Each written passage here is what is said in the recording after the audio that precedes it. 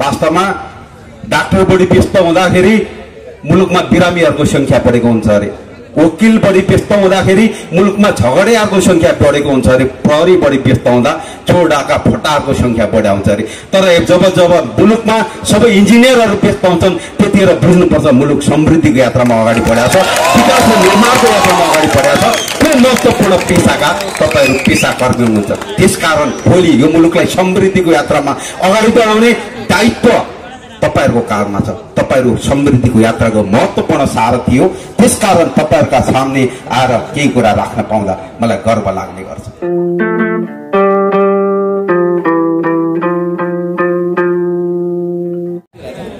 एवं भर्खरै 14औं महाधिवेशनबाट निर्वाचित केन्द्रीय सदस्य आदरणीय दाजु राजीव ढुङ्गाना हाम्रो बाटामै हुनुहुन्छ, उहाँ आइपुग्नु भएको छैन।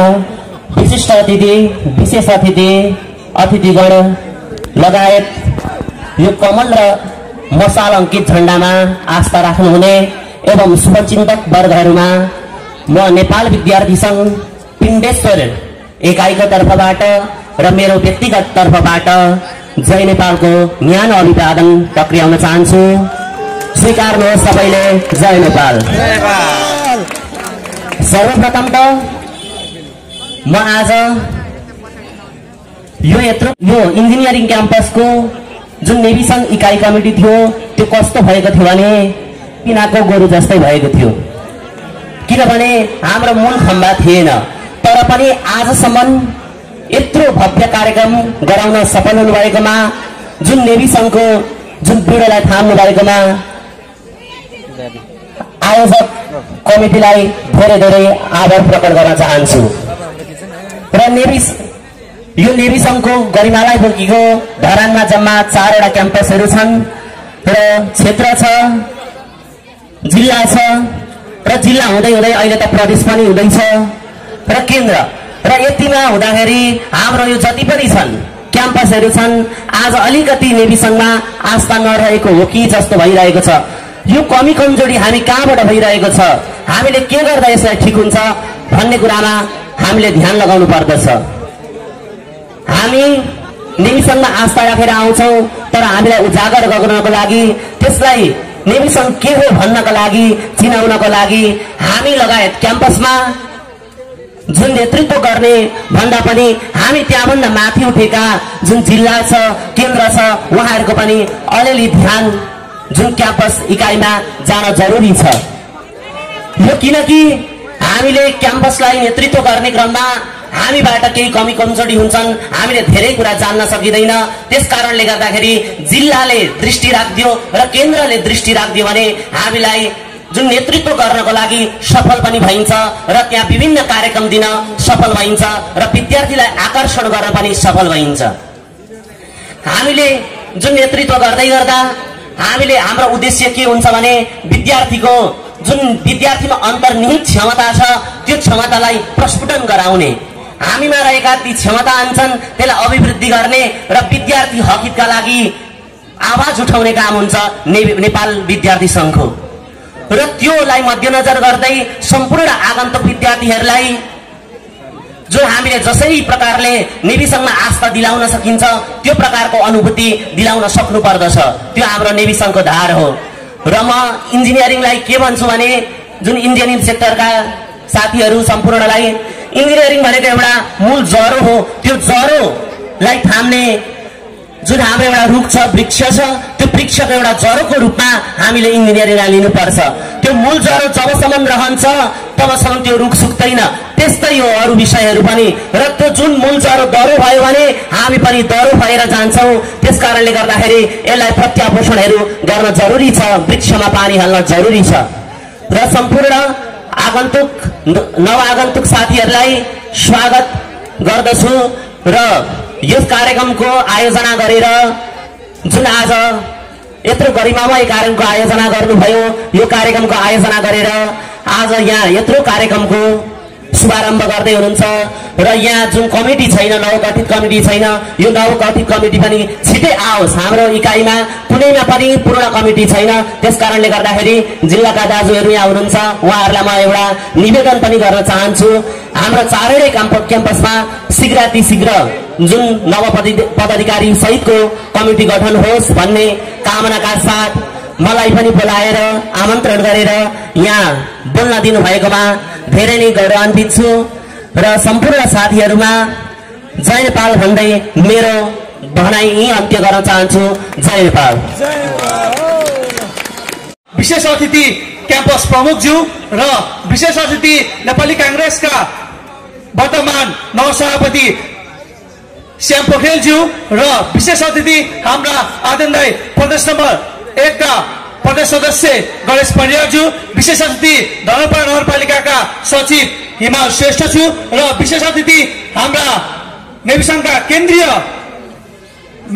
केन्द्रीय सदस्य हाम्रा सागर प्रसाईज्यू र हाम्रा विशेष अतिथि नेपाल तरुण दलका पूर्व नगर सभापति देवेन्द्र लिम्बुज्यू र डाइसमा छिन् सम्पूर्ण अतिथिज्यूहरूलाई र यहाँ उपस्थित हुनुभएका सम्पूर्ण मेरा आदरणीय दाजुभाइ तथा दिदीबहिनी मेरा मित्र साथीहरूलाई म सम्पूर्णलाई मेरो व्यक्तिगत तर्फबाट र नेपाल विद्यार्थी सङ्घ सुनसरी क्षेत्रको तर्फबाट सम्पूर्णलाई म स्वीकार्नुहोस् एकमुष्ट जय नेपाल। र म यस कार्यक्रममा मलाई निमन्त्रणामा बोलाउनु भएका यस पूर्वाञ्चल क्याम्पसका एकाइ समितिका परिवारहरूलाई म धेरै धन्यवाद दिन चाहन्छु। उहाँले मलाई निमन्त्रण गरेर आफ्ना थोरै मन्तव्य राखिदिनु भएमा उहाँ म आभार पनि व्यक्त गर्न चाहन्छु र हाम्रा आदरणीय दाइहरूले वक्ताज्यूहरूले सबै कुरा राखिसक्नु भएको छ। म पनि उहाँको एउटा शिष्य हुँ र उहाँहरूबाट अगाडि बढेर आएका त्यही कारणले म पनि केही मात्र कुरा पनि राख्नु म सम्पूर्ण विद्यार्थी तथा अतिथिहरूलाई म जानकारी गर्न चाहन्छु र विशेष गरी नेपाल विद्यार्थी सङ्घ ढलानमा एउटा ठूलो चाम ल्याउने पनि एउटा इन्जिनियरिङ क्याम्पसमा म ठूलो भूमिका दिन्छु। इन्जिनियरिङ क्याम्पस जस्तै एउटा विद्यार्थी संगठन नेभी संघ यस्तो संगठन हो जुन बेला पनि आन्दोलनमा मात्र नभएर विभिन्न खेलकुदतिर पनि एकदम अगाडि भएको म सम्पूर्ण इन्जिनियरिङ विद्यार्थी साथीलाई म भन्न चाहन्छु। इन्जिनियरिङ क्याम्पस यस्तो क्याम्पस हो जसले आज मात्र होइन विगतको वर्षमा कोभिडको बेला पनि विभिन्न स्वास्थ्यहरूको बेला पनि ध्यान राखेर विद्यार्थीहरूको हकित गरेको छ। इन्जिनियरिङ क्याम्पसले 4 वर्ष पनि यस ठाउँमा आएर नेभी संघले एउटा बास्केटबल टुर्नामेन्ट पनि गरेको म सम्पूर्ण नयाँ विद्यार्थीलाई म जानकारी गर्न चाहन्छु। इन्जिनियरिङ क्याम्पसले यहाँ भइरहेको उपनिर्वाचनको मेयरको चुनावमा ठूलो भूमिका पनि देखाएको म सम्पूर्ण इन्जिनियरिङ क्याम्पसको म नेभी संघलाई म भन्न चाहन्छु। इन्जिनियरिङ क्याम्पसले यहाँ भएका 8 वार्ड 15 वार्डमा गएर नेभी संघको भूमिकामा ठूलो निभाउनु भएको इन्जिनियरिङका तमाम नेभी संघका साथीहरूलाई म धेरै धन्यवाद दिन चाहन्छु। र राम्रा आदरणीय दाजुहरूले कुरा अगाडि वक्ताज्यूहरूले राखिसक्नु भएको छ। नेपाल विद्यार्थी सङ्घ जहिले पनि समिति नभएर पनि ओलन टोलन भइरहेको भन्ने पनि कुरा आएको छ। तर मलाई लाग्छ नेपाल विद्यार्थी सङ्घमा समिति नहुँदा पनि आज कुनै समिति नहुँदा आज सभापति नहुँदा पनि सचिव नहुँदा पनि नेपाल विद्यार्थी सङ्घमा एउटा झन्डा बसेर आस्थामा बसेर आज कार्यक्रम गर्न सफल हुनुभएको छ।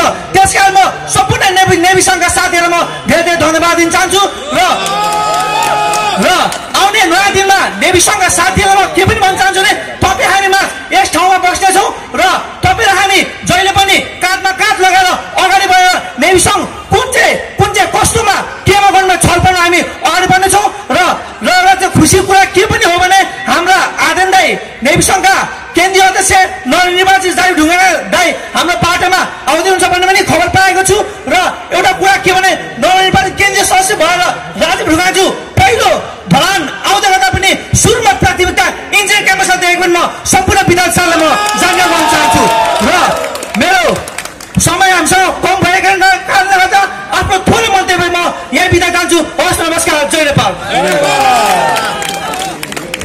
धन्यवाद आदरणीय दाइ उहाँको ऊर्जाशील बाणीहरूका लागि। र अबको क्रममा आफ्ना मन्तव्य राखिदिनु हुन एनए प्रदेश 1 का सचिव तथा नेपाल विद्यार्थी सङ्घ पूर्वाञ्चल क्याम्पसका पूर्व इकाइ सभापति श्री विकास भट्टराईज्यूलाई पनि आफ्नो मन्तव्य राखिदिनु हुन म हार्दिक अनुरोध गर्दछु। श्री विकास भट्टराईज्यू। आज स्वागत तथा पुरस्कार वितरण कार्यक्रम नेपाल विद्यार्थी सङ्घद्वारा आयोजित भएको कार्यक्रमका सभापतिज्यू, ब्याचमा आसीन धेरै अतिथिगणहरू हुनुहुन्छ, प्रमुख हुनुहुन्छ भन्ने सम्पर्कमा बुझ्न पाइयो। त्यसै गरी यहाँ उपस्थित सम्पूर्ण ड्यासमा आसीन विभिन्न तह तबकामा हुनुभएका नेपाली कांग्रेसमा आस्थावान नेपाली कांग्रेसका नेतागणहरूलाई र इन्जिनियरिङ समुदायबाट प्रतिनिधित्व गर्ने यस क्याम्पसका लेक्चर प्रोफेसरहरूलाई पनि एकमुष्ट यो कार्यक्रममा उपस्थित हुनुभएकोमा हार्दिक धन्यवाद दिन चाहन्छु। धेरै विषयवस्तुहरू त वक्ताहरूले बताइसक्नु भएको छ। युवा जोश जागरका साथ हाम्रा अग्रज वक्ताहरूले तपाईहरुलाई नेपाल विद्यार्थी संघको विषयमा धेरै विषयवस्तुहरू बताउनु भएको छ। मलाई लाग्छ नेपाल विद्यार्थी संघ के हो भन्ने कुरा तपाईहरुले बुझेरै आस्था राखेरै लोकतान्त्रिक मूल्य मान्यतामा यहाँ बसिरहनु भएको छ भन्ने मलाई लागेको छ। अलिकति तपाईहरुको जुन कन्सन्ट्रेसन छ त्यो चाहिँ थोरै कार्यक्रममा नदेखेको जस्तो देखिरहेको छु मैले है।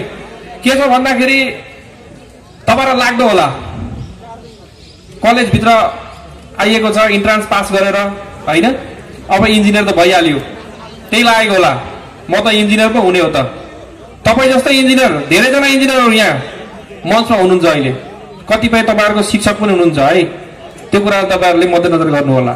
र थोरै कुरा मैले यो क्याम्पसमा नेपाल विद्यार्थी संघको एकाइ सभापति भएर मैले पनि यस क्याम्पसमा 2066 सालमा कार्यकाल चलाएको थिएँ। त्यही कुरा सम्झन थोरै चाहन्छु। 2060-61 सालतिर होला मेरो अभिन्न मित्र भीषण बुझेल, हामी ओभरसेयर पर्दाको ब्याज पनि हो। हाम्रो यस क्याम्पसको लगानी भन्नुहुन्छ भने आफैमा अरूको लागि त के गर्यो होला र हैन, तर करिब 7 वर्ष हामीले पढ्यौं यस क्याम्पसमा। यही दरमियानमा के छ भन्दाखेरि 60-61 दिन आज हिसाब गर्नु होला 18 वर्ष भएछ यो क्याम्पससँग जोडिएको। त्यसैले हामी सबैजना इन्जिनियर बन्न आएका हौं। पहिलो तपाईहरुको प्रायोरिटी भनेको तपाईहरु इन्जिनियरै बन्नुस् है। तपाईहरु सबैलाई शुभकामना छ। यो स्वागत पनि कार्यक्रम भएको कारणले शुभकामना स्वागत समेत छ। तर तपाईहरुले इन्जिनियरिङ अध्ययन गर्दै गर्दाखेरि तपाईमा केही कुराहरू जान्न र बुझ्नुपर्ने आवश्यकता चाहिँ मैले देखेको छु। मैले फिल गरेको कुरा तपाईहरुलाई लागिरहेको छ कोही उता छरिनु भएको छ, कोही यता छरेको छ, नेताहरू आएको छ भाषण गरेको छ, ए के सुन्ने उले यस्तो बोलो त्यसले त्यस्तो बोलो, त्यस्तो नसोच्नु होला। तपाईलाई जति कुरा लिनु छ त्यति कुरा लिनुस्, जति कुरा लिनु छैन त्यो कुरालाई यहीबाट फाल्दिए हुन्छ। म चाहिँ बेला बखतमा यहाँ कार्यक्रम हुँदै गर्दाखेरि पनि आएर सुझावको रूपमा दिने गर्छु। धेरै साथीहरू अझ हामीले इन्जिनियरिङ यहाँ पढ्दै गर्दाखेरि त यहाँ डिप्लोमा प्रोग्राम पनि थियो है। डिप्लोमा अनि अन्य विषय भन्नुहुन्छ भने डिप्लोमामा ब्याचलर कोर्स हो, तर यहाँको केसमा चाहिँ त्यो सिएल है। त्यसकारणले गर्दाखेरि डिप्लोमा र बी दुईटै कलेज चल्दै गर्दाखेरि यहाँ धेरै कन्फ्लिक्टहरू, धेरै समस्याहरू धेरै उत्पन्न हुन्थ्यो। ती समस्याहरू विभिन्न खाले हामीले यहाँनिर फेस गरेका थियौं। अल्टिमेट हामी 4 वर्ष इन्जिनियरिङ कोर्स गर्न आएका छौं। आज त तपाईलाई के छ भन्दा यहाँको इन्टेक पनि एकदमै बढेको छ। हामी जति बेला पढ्दै थियौं त्यति बेला जम्मा सिभिलमा 24 वटा कोटा र एग्रिकल्चरमा 24, जम्मा 48 जना इन्जिनियर मात्र प्रोडक्सन हुन्थ्यो। त्यसपछि मात्रै यहाँ प्रोडक्सन बढी हुन थालेको छ। तपाईहरु यो देशको कर्णधार हो। आज तपाईलाई प्रत्येक 10 वर्षमा जनगणना हुँदैछ। सम्भवतः लाग्छ मेरो अनुमानमा अहिले नेपालको जनसंख्या 4 करोडको हाराहारी पुग्यो होला। तर पनि तपाईहरु काउन्सिलमा गएर हेर्नु होला, इन्जिनियरिङ काउन्सिलमा जम्मा 60,000 मात्रै इन्जिनियरको रेकर्ड छ। त्यसमा पनि 30-40% त बाहिर जाने क्रम एकदमै बढिरहेको छ। त्यस हिसाबले हेर्दाखेरि पर्सेन्टमा तपाईहरु आँकडा निकाल्नुहुन्छ भने हामी भनेको नेपालको 0.15% पर्दो रहेछौं। तपाईहरु पास हुँदै गर्दा पनि त्यही नै हो। अहिले प्रोडक्सन बढेर आएको होला है। त्यसकारणले गर्दाखेरि तपाईले आफूलाई एकदमै अप्पल बनाएर निकाल्नु होला। र बाँकी बात नेपाल विद्यार्थी संघमा किन लाग्ने, नेपाल विद्यार्थी संघले किन रोज्ने? तपाईहरु पक्कै पनि लोकतान्त्रिक मूल्य मान्यता बोकेर हिँड्नुहुन्छ भने नेपाल विद्यार्थी संघलाई पनि तपाईले रोज्नुपर्छ। स्वतन्त्रताका कुराहरू बढी गर्नुहुन्छ भने हाम्रो पार्टी सभापति सम्माननीय प्रधानमन्त्रीले पनि पटक पटक भन्नुभएको थियो कम्युनिस्ट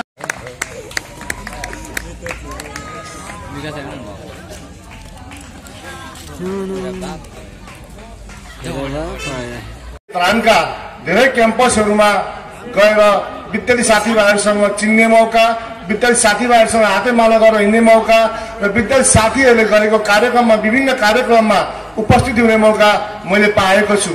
त्यस अन्तर्गत यस इन्जिनियरिङ कलेज सुनसरीका विभिन्न क्याम्पस जस्तो यस क्याम्पसले पनि यहाँको विद्यार्थीहरूलाई मध्यनजरमा राखेर यहाँका विद्यार्थीहरूलाई पढाइ सँगसँगै यस क्याम्पसमा विभिन्न ठाउँबाट उपस्थित भएर यही छात्रावास बस्ने अथवा यही डेरा गरी बस्ने जति विद्यार्थीहरू हुनुहुन्छ यी साथीहरूलाई एक ठाउँमा जोडेर एउटा भाइचाराको अभिवृद्धि गर्नका लागि विभिन्न खालका खेलकुदहरू चाहिँ यस क्याम्पसले नेपाल विद्यासङ्घको नेतृत्वमा गर्ने गरेको विगतका दिनदेखि नै भएको कुराहरू अहिलेका भाइहरूलाई पनि जानकारी गराउन चाहन्छु। वास्तवमा यो खेलकुदले गर्दा यस ठाउँमा विभिन्न ठाउँबाट आएका साथीहरूलाई जोड्ने काम अथवा एक अर्कामा साह्रो गाह्रो पर्दा एक अर्कामा सहयोगको भावनात्मक रूपमा अगाडि बढ्ने काम यस खेलकुद माध्यमबाट हुने भएको कुरा जानकारी गराउँछु र म नेपाल विद्यासङ्घका साथीहरूलाई पनि हार्दिक धन्यवाद दिन चाहन्छु। विगत लामो इतिहासदेखि यस क्याम्पसमा हुँदै आएको खेलकुद कार्यक्रम र यस क्याम्पसमा आएका विभिन्न प्रतिभा भएका साथीहरूले आफ्नो प्रतिभा देखाउन नपाएर बसिरहेका साथीभाइहरूलाई विभिन्न खेलकुदकामा जो साथीहरू इन्ट्रेस्ट छन् जसले राम्रोसँग खेल्न सक्छ ती साथीभाइहरूलाई आफ्नो प्रतिभा देखाउने मौका पनि दिएकोमा म आयोजक समिति नेपाल विद्यासङ्घलाई हार्दिक धन्यवाद दिन चाहन्छु र म धेरै भाषण गर्न चाहन्न। समय धेरै भइसकेको छ र अलिकति कुरा म के जोड्न चाहन्छु भने आज तपाईँ हामी जति पनि सुनसरीमा बसेका नेपाल विद्यासङ्घका साथीहरू छौँ हामीले आज एउटा गर्व गर्ने कुरा छ। गर्व गर्ने कुरा के छ भने हामी यस ठाउँमै राजनीति गर्दै आएका इटरीका दाई आदरणीय हाम्रो नेता आदरणीय राजीव दाई तपाईँ हामी सबैको माया ममताले गर्दा केही अगाडि लगभग 1.5 वर्ष अगाडि तपाईँ हाम्रो एउटा दाईप्रतिको मायाले तपाईँ हाम्रो सद्भावले नेपाल विद्यासङ्घको राष्ट्रिय सभापति राजीव दाई बन्दै हुनुहुन्थ्यो। त्यतिखेर हामी सुनसरीका सबै नेवी सङ्घहरू खुसी र हर्षित साथ हामीले हाम्रो आत्मबल बढाएर चाहिँ काम गर्ने अवसर पाएका थियौँ। हामीले गर्वसाथ भन्दै गर्दा विभिन्न जिल्लामा जाँदै गर्दा नेपाल विद्यासङ्घको राष्ट्रिय अध्यक्ष राजीव ढुङ्गाना हुनुहुन्छ जो हाम्रो जिल्लाको हुनुहुन्छ। अब उहाँसँगको हाम्रो डाइरेक्ट सम्पर्कले गर्दा हामीमा नेपाल विद्यासङ्घको राजनीति गर्ने ऊर्जा अझै बढेको छ भने जुन हिसाबमा हामी महसुस गरेको आज त्यो ऊर्जालाई थप अझ हामीलाई ऊर्जा बढेको छ। तिनीहरूलाई आज नेपाली काङ्ग्रेसको केन्द्रीय सदस्यमा अत्याधिक बहुमत ल्याएर विजय गर्नुभएको छ।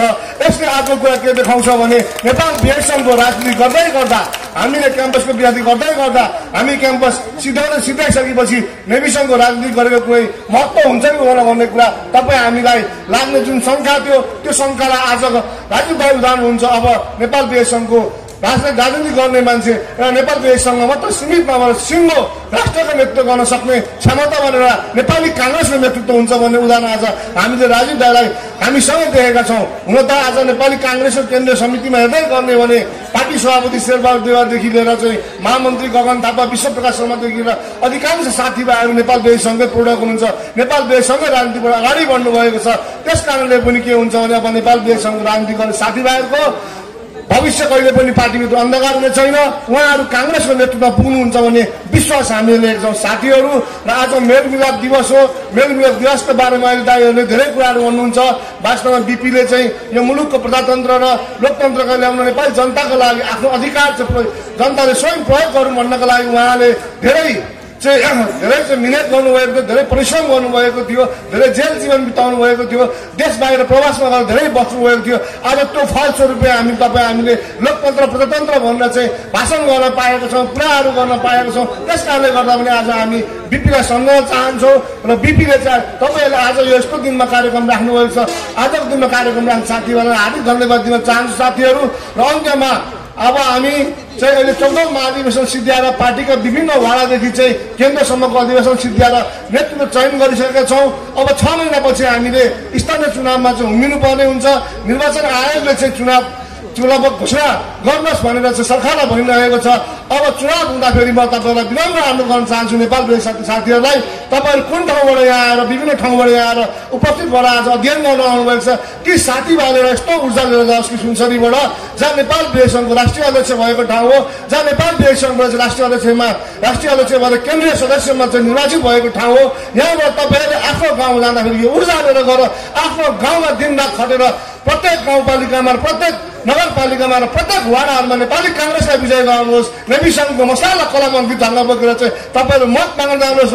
नेपाली काङ्ग्रेस भनेको यस्तो पार्टी हो भन्दा सम्पूर्ण गाउँका मान्छेहरूलाई बुझाएर अहिलेसम्म काङ्ग्रेसले गरेका इतिहासमा गरेका कुराहरू र कम्युनिस्टहरूले गरेका झुट्टा कुराहरूलाई चाहिँ यी कुराहरू झुट्टाउनु जनताहरूलाई बुझाउँदै काङ्ग्रेसले गरेका ऐतिहासिक कामहरू चाहिँ जनताहरूलाई बुझाएर चाहिँ नेपाली काङ्ग्रेसको झन्डा तपाईँहरूले आफ्नो गाउँपालिका नगरपालिकामा फर्काइदिनुहोस् भन्ने अनुरोध गर्दै मेरो भनाइ यहाँ अन्त गर्छु। धन्यवाद। जय नेपाल। आज यस पूर्वाञ्चल क्याम्पस इन्जिनियरिङ क्याम्पसका नेपाल विद्यार्थी सङ्घले कार्यक्रम आयोजना गरेको कार्यक्रम स्वागत तथा पुरस्कार वितरण कार्यक्रमका सभाध्यक्षज्यू, प्रमुख अतिथि राजीव ढुङ्गानाज्यू, विशिष्ट अतिथिज्यूहरू, मञ्चमा आसीन सम्पूर्ण विद्यार्थी भाइ बहिनीहरू, यस आज कार्यक्रमले चाहिँ यो विद्यार्थीहरूको होइन पठन पाठन लगायत अन्य अतिरिक्त क्रियाकलापमा पनि विद्यार्थीहरू लगनशील हुनुपर्छ, जसले चाहिँ यो पठन पाठनको कुरालाई पनि अलिकति सपोर्ट गरिरहेको हुन्छ, मानसिक तनावबाट अलिकति रिलिज भएको हुन्छ भन्ने कुरा पनि विद्यार्थीहरूले चाहिँ गर्न खोजिरहेका छन्। त्यसैले यस्तो अतिरिक्त क्रियाकलापमा पनि विद्यार्थीको उत्साह हुन होइन त्यसमा त्यो कुरामा भाग लिन विद्यार्थीहरू एकदम उत्सुक हुनुपर्छ, जसले गर्दाखेरि एकाडेमिक कुराहरूको प्यारललमा त्यो कुरा पनि गइरहेको हुन्छ, जसलाई चाहिँ विद्यार्थीको पठन पाठनले मा भएका कठिनाइहरूलाई दिमागलाई चाहिँ अलिकति फ्रेस बनाउने काम गरिरहेको हुन्छ। यसरी नेपाल विद्यार्थी संघले आज स्वागत तथा पुरस्कार वितरण कार्यक्रम गरेको छ। यस्ता कार्यक्रमहरू गर्दाखेरि चाहिँ विद्यार्थीहरूलाई चाहिँ होइन हौसला बढ्ने भएको हुनाले विद्यार्थीहरूले त्यसमा चाहिँ सहभागी हुन होइन खेलकुदहरूमा सहभागी हुन, जसले चाहिँ आफ्नो हेल्थको पनि अलिकति एउटा पाटो हो, हेल्थ पनि एउटा सँगसँगै पढाइ सँगसँगै लानुपर्ने हेल्थ पनि पाटो भएको हुनाले त्यो कुरालाई पनि हेर्नलाई एकदम जरुरी रहन्छ। यसरी नेपाल विद्यार्थी संघ यस अब पूर्वाञ्चल क्याम्पस इकाइले चाहिँ गरेको कार्यक्रम होइन मा सहभागी भई सम्पूर्ण विद्यार्थीहरूले चाहिँ यसलाई सफल पार्नलाई सहयोग गरिदिनु भएकोलाई म धन्यवाद पनि दिन चाहन्छु विद्यार्थी भाइ बहिनीहरूलाई।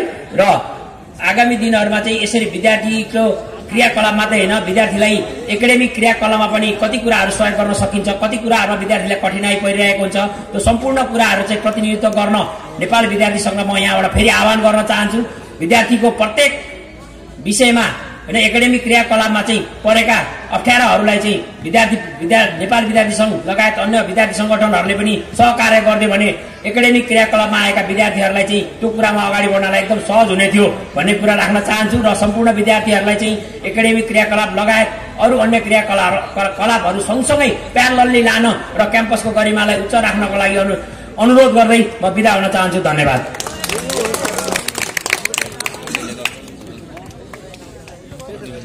धन्यवाद कार्यक्रम सञ्चालक बहिनी। नेपाल विद्यार्थी संघ पूर्वाञ्चल क्याम्पसद्वारा आयोजित यस स्वागत तथा पुरस्कार वितरण कार्यक्रमको साथीहरू आउन केही ढिला गरे, सर्वप्रथम त तपाईँहरूसँग क्षमा याचना गर्दछु।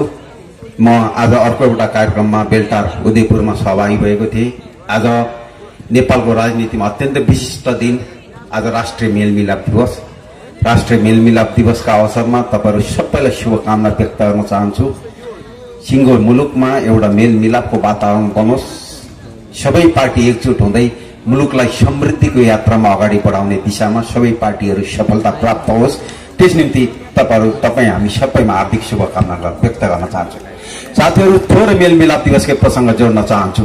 2033 साल पौष 16 गते महामानव बिपी कोइराला भारतको प्रवास छोडेर नेपाल प्रवेश गर्नुभएको थियो। त्यतिखेरको अन्तर्राष्ट्रिय परिस्थिति अत्यन्तै खराब थियो, अत्यन्तै ध्रुवीकृत थियो। एकातिर अमेरिका, अर्कोतिर रसिया।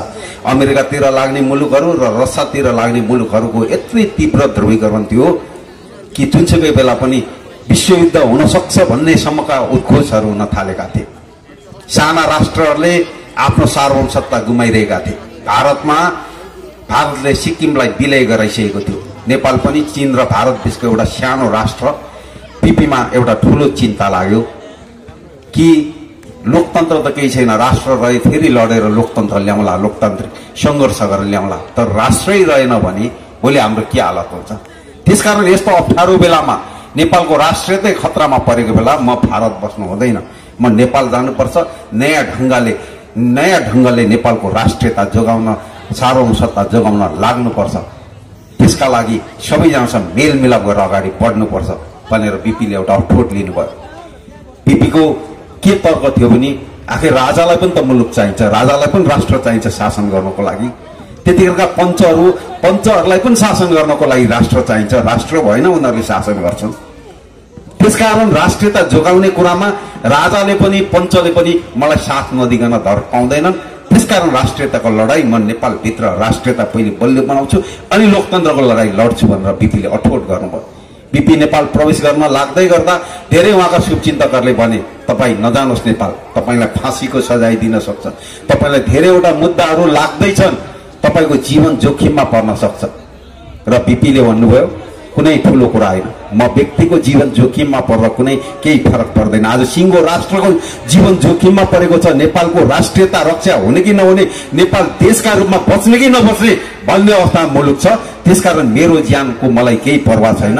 यो मुलुकको ज्यान बच्नुपर्छ भनेर उहाँ नेपाल छिर्नु भएको एउटा अठोटका साथ, एउटा दृढताका साथ कमसेकम आजका दिन तपाईँ हामीहरूले पनि त्यो कुराबाट पाठ लिन सकौँ कि जब राष्ट्रकै जीवन खतरामा हुन्छ त्यतिखेर तपाईँ हाम्रो व्यक्तिगत जीवनको केही मूल्य रहँदैन, केही अर्थ रहँदैन। राष्ट्र बचाउने कुरालाई प्राथमिकता दिनुपर्छ। त्यसकारण बिपी त्यसै बिपी भएका होइन, एक दिनले बिपी बनेका होइन।